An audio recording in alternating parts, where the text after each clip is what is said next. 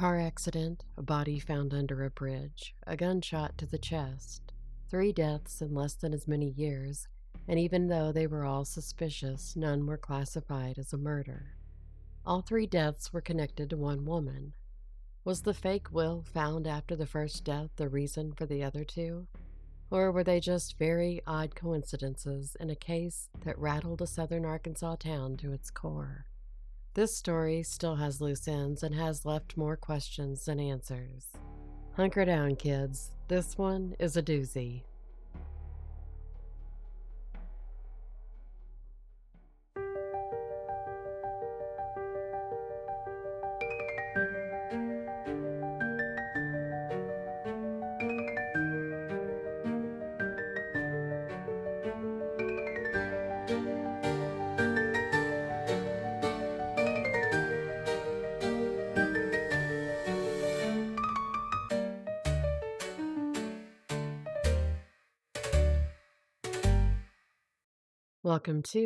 Welcome back to the Agatha May Detective Agency.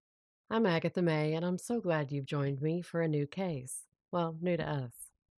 Let me apologize for sounding like I have cotton shoved up my nose. It's because I do. I'm just kidding. I don't. I've just had a cold for the past week, and it doesn't seem to want to leave. I discovered this particular, peculiar, and pernicious case from the documentary about it titled Southern Fried Lies. It originally aired on Oxygen and has since been picked up, and at the time of this episode, it is still available on Peacock streaming. I don't think this story has been talked about nearly enough, and it has all the hallmarks of a great case, too. It happened in the South. There are multiple suspicious deaths, fraud, a lot of small town gossip, betrayal, lies, spurned affection, and at the middle of it all, a controlling harpy of a woman named Donna Herring. Let me tell you that when I first heard her talk, I immediately wanted to tape her mouth shut. She started by saying, quote, "I don't believe no more in the Me Too movement than my butt has beat anorexia. Not to be rude, but ma'am, I don't think anybody's going to look at you and think that you haven't beat anorexia. So I'm not sure what your comment was actually supposed to mean." Then, without even the slightest flicker of self-awareness, Donna went on to say that, quote, "You'll find out as you go through South Arkansas, there's a lot of DSD, dog shit dumb, and it's rampant." Wow, she has a way with words, doesn't she? And it was nice of her to give a demonstration of DSD. I'm sure her comment completely endeared her to her fellow Southern Arkansans as well. In this episode, I'm going to tell the story of how this case unfolded. And in the next episode or two, or however many it may take, we'll take a more in depth look, and I'll share my thoughts on what I think might have happened. To begin our story, we have to go back to the Deepwater Horizon oil rig explosion that happened on April 20th, 2010. 11 men died that evening, 10 from the explosion and 1 from the fire that was a result of the explosion. Matthew Seth Jacobs was one of the workers on the oil platform that night. He survived but had injuries and mental health struggles from it. He was diagnosed with PTSD, and understandably, it took him a while to adjust to life after such a traumatic event. He received a large settlement from BP, who was leasing the oil platform, and he was living back home in Camden, Arkansas. Camden is in south central Arkansas, is the county seat for Ouachita County, and sits on the bluffs overlooking the Ouachita River. It's considered a city, but only has a population of around 10,000 people. It's a place where everyone still knows everyone and their business. After receiving the settlement, Matt decided to use some of it to buy a house, and that turned out to be a big mistake because that's how he met Donna Herring, harpy extraordinaire. She was a realtor with Century 21 in Camden, and even though she claimed she didn't sell the house to Matt, she did help him with some paperwork. After they met, Donna zoomed in on him like, well, I do on a raspberry cream cheese Danish, which I'll admit on some days probably isn't a pretty sight. Donna told Matt that even though he didn't need to work, he probably should get a job just to stay busy. And of course, she had just the job for him. So Matt was hired to work at Donna's husband's business, Meek's Pest Control. Donna also decided that Matt needed to meet her daughter, Jordan Alex Peterson, who goes by Alex. It didn't take long before Alex had turned Matt's head, and soon the two were dating. And I'm sure that Donna was just pleased as punch that she'd been able to set up her daughter with one of the wealthiest men in Camden, possibly even the wealthiest at the time. Camden isn't in a necessarily prosperous slice of Arkansas, so there wasn't a lot of competition. So life in Camden was good. The settlement helped Matt, and he seemed to enjoy working at the pest control company. And did I mention that the house he bought was just down the street from Donna's? What a coincidence, huh? So Donna would take Matt dinner or have him over for dinner on a regular basis, and she claims he looked at her as a mother. Matt and Alex eventually got engaged, and those who knew them, aka everyone in Camden, thought their relationship was just hunky dory sunshine and lollipops. Well, maybe not everyone. Matt's son Jordan, who was around the age of 15 when Matt and Alex met, realized that once Alex had entered into his dad's life, his dad didn't seem to have as much time for him, and the relationship became strained. On January 19th, 2015, around 9 p.m., Matt was driving down Highway 79, a road near his house that he'd driven many times before, and he ran off the road and hit a tree. He was dead on impact. There was no other car involved. It was a clear night, the road was dry, and Matt was on a straight stretch. There were no skid marks on the road, so Matt hadn't applied his brakes. An eyewitness that was behind him said it looked as though he just drifted off the road. A first responder at the scene, who was friends with Donna's daughter, called Donna and told her about the accident. So Donna, needing to be in the middle of everything, went to the accident scene and then went with the sheriff to Matt's brother Lance's house to inform him about the accident. While the sheriff was talking to Lance, Donna pulled Lance's wife Shauna to the side and told her that they needed to start protecting Matt's assets right away and to make sure no one else got to them. I think that shows exactly who Donna is. Matt's money was the only thing on her mind, but she had an excuse for it. She said it was because it was Matt's last wishes and it was to protect Matt and Alex. Again, if a person truly cares about someone, they aren't thinking about protecting that person's assets right after learning that they had just tragically died. And what about Matt's son Jordan? He's the one who was the rightful heir to Matt's estate. Why not protect him? The Washita County coroner, Sylvester Smith, ruled Matt's cause of death to be blunt force trauma to the chest. In his report, he wrote, quote, "For some unknown reason, Mr. Jacobs lost control of the car he was driving and ran off roadway left." End quote. Matt's blood was tested for alcohol and illicit drugs, and none were found in his system. But Sylvester saw no need for an autopsy to check for anything else. Donna thought that perhaps Matt had taken too much Xanax. She said the doctor was giving him too high of a dose because obviously Donna knows more about it than the doctor who prescribed it. Matt's family somewhat accepted his death as just being a horrible accident, but I think maybe that was more because they didn't feel like they had a choice. But then things got weird. About a week after Matt's death, an attorney in Camden was given a will that allegedly Matt had signed. His family was surprised, not only by its existence, but also for the contents of it. The will left everything to Alex, save for $50,000 that was to go to Matt's son Jordan for college. Jordan was crushed by the thought that his dad didn't care enough about him to include him in his will. He didn't care about the money, he just wanted to know that his dad still loved him. And he couldn't understand why his father would have left him money for college, since he knew that Jordan didn't want to go to college, but wanted to work in the oil fields. And why would he have left everything else to a woman he wasn't married to yet, and had only known for a couple of years? And where was the will found? Well, Donna asked her husband and a friend of theirs to go search Matt's safe. They found an envelope with the letters MJ on the outside. Inside was the will. There was a problem with that, though. Matt's brother Lance had looked through Matt's safe a day or so after he had died, and there was no envelope. So, how did it get there? The family had their suspicions. The will went through probate, and Alex Peterson subsequently received about $1.3 million in cash and property. And from what she posted on social media at the time, it seemed like she decided to spend that money. She was at the beach partying it up and even had a new boyfriend to take with her. I know everyone grieves differently, but hanging out at the beach with a new boyfriend just a few months after your fiance dies sounds a little odd, especially when your mother is trying to convince everyone how much you all loved him. 5 months after Matt died, there was another death in Camden. Jimmy Davis worked for Meek's Pest Control and often worked side by side with Matt. Jimmy was found under the Cash Road Bridge on June 15, 2015.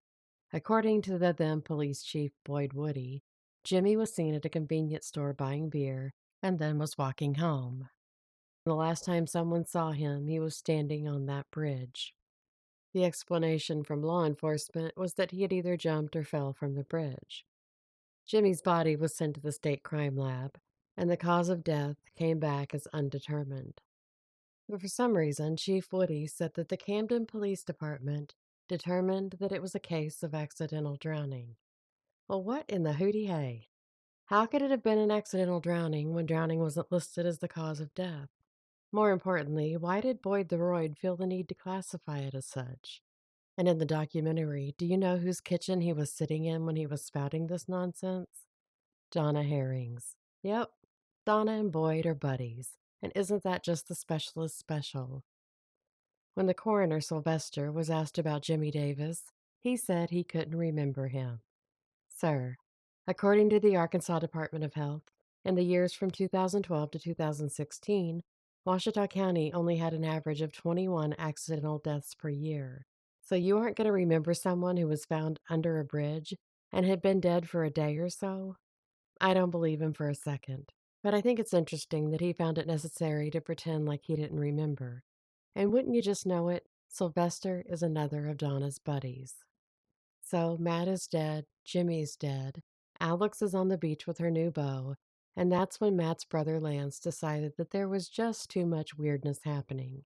So he contacted attorney Adam Reed out of Little Rock and asked him if he'd look over the will and see what he thought about it.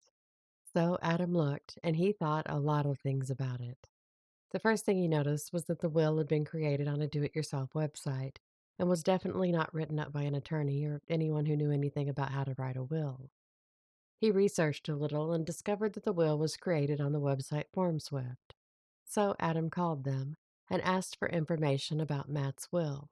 And the information he received was the beginning of a whole new drama.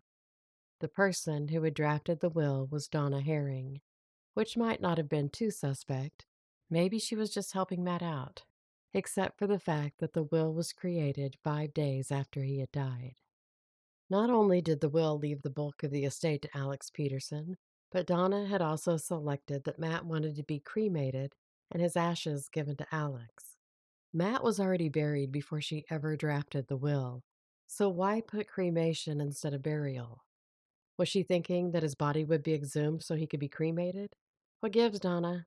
Maybe you were worried that if he wasn't cremated, there might be some evidence to be had? Well, it turns out that Matt's body would be exhumed, but not for cremation, and we'll get to that in a bit. I'm not sure I've talked about Donna enough yet, at least not explained who I think she is as a person. I think she's a lying, manipulative narcissist who will do whatever it takes to get what she wants. And those are just her good qualities. She was flippant through the entire documentary, except when she was fake crying. I didn't see a single tear, and the only time she might have been truly emotional was when she was talking about her daughter. There were people in town who were scared of her, too. She intimidated them. I don't know if she knew their dirt or what, but it seems as though she wielded some strange power over a lot of the people of Camden. We'll talk about that in the next episode. Knowing that Donna forged a will so her daughter could get a big chunk of money makes what she said about Matt's accident a little weird. And that was, quote, "We didn't know what to do. Nobody knew what to do. It wasn't supposed to happen that way," end quote. Did she mean that he wasn't supposed to die so young? Or was that a slip of her ever-wagging tongue? What wasn't supposed to happen that way? Was Matt's accident maybe not an accident? After Adam Reed discovered the will was fake, he let the proper authorities know, and before long the FBI descended on Camden, and that was probably the most excitement the town had had in a while. It was discovered that Donna had her sister and brother-in-law, Diane and John Kenley, sign the fake will, and since it was drafted 5 days after Matt's death, They couldn't weasel out of it and say they thought it was legit. So, in July 2017, all three were indicted. Donna was charged with money laundering, wire fraud, and aggravated identity theft. And the Kinleys were indicted for conspiracy to commit wire fraud, and aggravated identity theft. Alex Peterson was also charged with conspiracy to commit wire fraud, money laundering, giving a false statement, and obstruction. So Donna was in the hot seat. But don't worry about Donna the Kana. She had an excuse as to why she created that will. She claimed that she had found Matt's original will, and in it, he had left everything to Alex and hadn't made any provision for his son Jordan. She said she felt bad, so she drafted the new will so Jordan wouldn't feel left out. Well, how magnanimous of her. Nobody believes that, Donna. No one. It's one of the dumbest things I've ever heard. And then to make it even dumber, Donna said she hadn't kept a copy of the original will because she didn't need it after she drafted the new one. So she supposedly had an original will that would have backed up her ridiculous story, but she just decided to toss it. Sure, Donna. While the attorneys were doing what attorneys do with the case, things were still bubbling in Camden. About 3 months before Matt's death, he'd began telling his friend Jeff Davis that he was thinking about ending things with Alex. He said that she was coming between him and his son. And the weekend before Matt's death, he told Jeff that he'd broken things off with Alex, and the reason it took him so long to do it was because Donna and Alex were threatening to file charges against him if he ended things. And that charge would be because Alex was only 17 when she and Matt started dating, and at that time, Matt was 32. I looked up the laws in Arkansas and the age of consent is 16, so Matt wouldn't have been charged with anything. Also, if you wonder what kind of mother Donna is, she's the kind who's okay with her 17-year-old daughter dating a 32-year-old. She was still in high school when she and Matt started dating. I think at the very least, a good rule of thumb to follow is that if the guy is a father to one of your daughter's schoolmates, maybe don't let her date him. But Donna said it was no prob, Bob, because her friends told her that Matt was a good guy. Well, he may have been a good guy, but that still doesn't mean that your 17-year-old daughter should be dating a 32-year-old. And I wonder if it would have been okay with Donna for Alex to date Matt if he was just some poor Joe Schmo off the street. But Matt wasn't a guy who liked to be single. He'd been engaged a few times, so his ending a relationship wasn't anything out of the ordinary. But he wasn't just ending things with Alex. He was also starting something with another woman in town, Lori Skeens. He and Lori had met when he went to her house on a call for Meek's Pest Control. They fell for each other over the fine mist of pesticide, which in some places I've been to in the South can be considered an aphrodisiac. On the night Matt died, he was on his way to see Lori. Alex knew about Lori and wasn't very happy about it. She had known for about a month before Matt's death. But Donna claims she didn't know about Lori until 5 or 6 months after Matt's death. I don't believe her. She and Alex were close, and I think Alex would have definitely 100% told her mother that Matt was seeing another woman. Donna admits that when she found out about Matt and Lori, she was livid. She even called Lori, threatened her, and demanded that she apologize to Alex. Can you imagine? This mother has her nose so far in her daughter's business that she'd actually call her rival and threaten her. This woman is unhinged, y'all.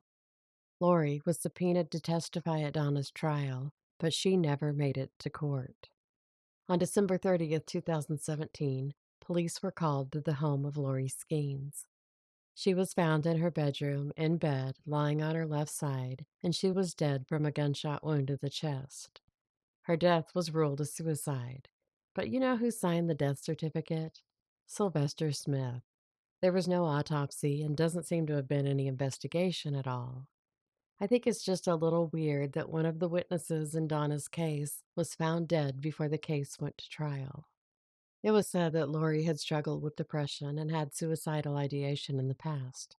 And she had learned she had lung cancer and didn't want to have to suffer through that, so she chose to end her own life. But that was suffering succotash Sylvester the coroner who said that, so I'm not sure how true that is. Now we have 3 untimely deaths that are all connected to Donna Herring. In January 2018, instead of going to trial, The four who were charged in the fraud case decided to take plea deals. Alex Peterson pleaded guilty to making false statements. She was given Matt's phone after his death, and when the FBI agent asked if she still had it, she said no. But turns out her new boyfriend was using it. Unfortunately, it had been wiped multiple times, so there was no evidence left on it, and Matt hadn't backed it up to the cloud. Diana Kinley, Donna's sister, pleaded guilty to conspiracy to commit wire fraud. Her husband, John, pleaded guilty to wire fraud for signing the fake will, and Donna pleaded guilty to 1 count of wire fraud. All the other charges against the four were dropped. As part of her plea, Donna had to write a statement admitting her guilt, and she did, but she also claimed that she had yet another cohort in her fake will fraud. She said that Matt's brother Lance and his wife Shauna knew about the will and were in on the whole thing. She claimed to have had text messages that proved it, and that the FBI just chose to ignore them. Well, sure, because the FBI just decides to not arrest as many people as they can in a case. The FBI investigated the text and found absolutely no proof that Lance or Shauna had anything to do with Donna's nonsense. In fact, it appeared that Donna had texted them and called them while she was in the middle of creating the fake will to make it look like they were part of it. Lance and Shauna were both cleared. I don't know if maybe Donna didn't realize that it was Lance who had called Adam Reed because he was suspicious about the will being fake, but it would make no sense for anyone that was involved in faking the will to be the one who brought attention to it.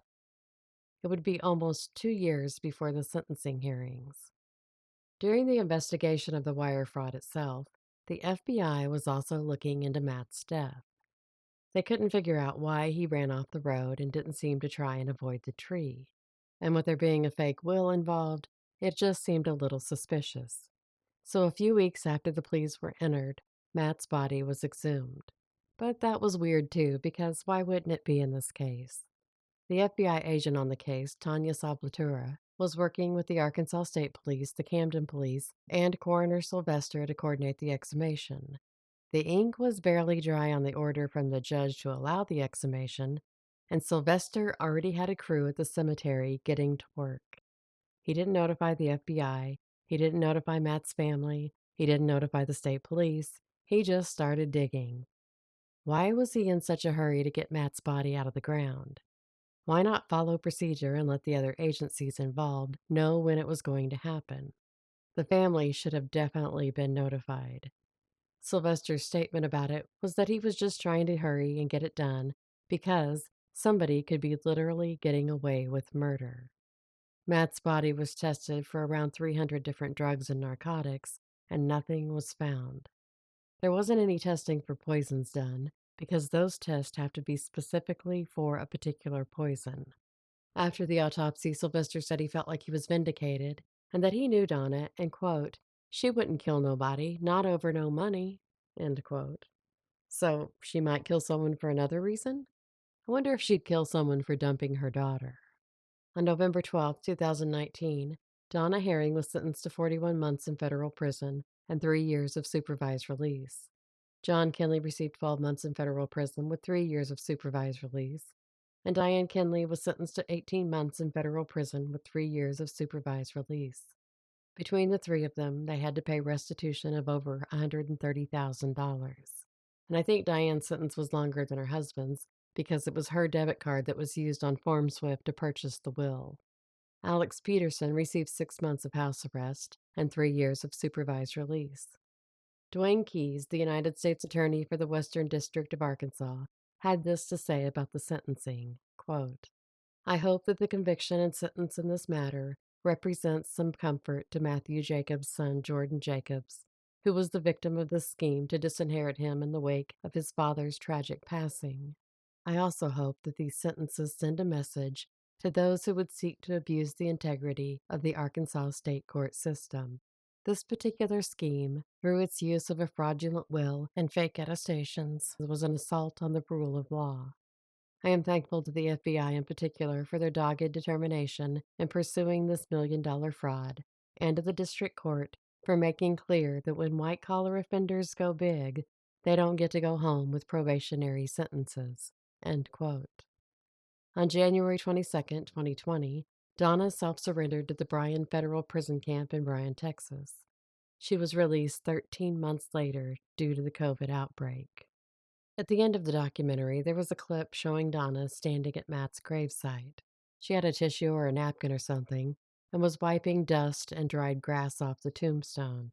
And she said, quote, "I'm just thankful that the cemetery keeps up with the grass mowing. When I couldn't come out here anymore, I knew they would have never done nothing to keep it up. Guess I was right.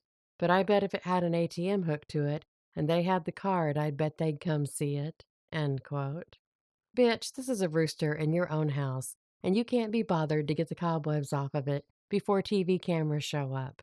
And you're trying to act like Matt's family should be at the tombstone to wipe it off every time it gets dust or dried grass on it?